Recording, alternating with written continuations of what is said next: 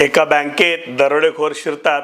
त्यांचा म्होरक्या पिस्तूल ताणून म्हणतो, सगळ्यांनी निमूट चुपचापपणे खाली झोपा, कारण पैसा सरकारचा आहे आणि जीव तुमचा आहे. सगळा स्टाफ घाबरून खाली झोपतो.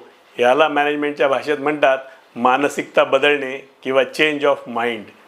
त्यातली एक स्त्री कर्मचारी ही अतिशय उत्तान पोजमध्ये झोपते.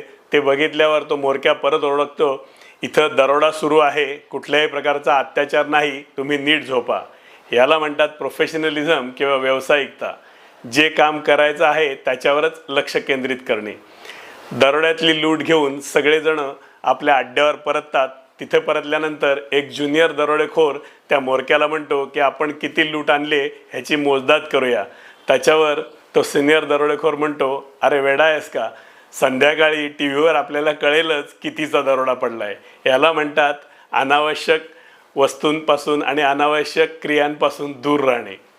इकडे मॅनेजर त्याच्या चीफ अकाउंटंटला म्हणतो, आपण लगेच पोलिसांना फोन करू आणि दरोड्याचं रिपोर्टिंग करू. त्याच्यावर चीफ अकाउंटंट म्हणतो, थांबा, त्याच्या आधी आपण 2 कोटी रुपये अजून काढून घेऊ आणि आपण जो 5 कोटीचा घपला केला आहे तोही त्याच्यामध्ये जोडू.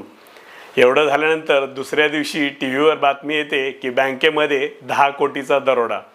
इकडे दरोडेखोर सगळी कॅश मोजून बघतात तर ती 3च कोटी असते. त्याच्यावर तो दरोडेखोर वैतागून म्हणतो, आपण इतका मोठा रिस्क घेऊन दरोडा घातला आणि आपल्या हाती फक्त 3 कोटीच लागले आणि मॅनेजरनी बसल्या जागेवर 7 कोटी कमवले. म्हणजे दरोडे घालण्यापेक्षा शिक्षण महत्त्वाचं आहे. याला म्हणतात नॉलेज इज पॉवर.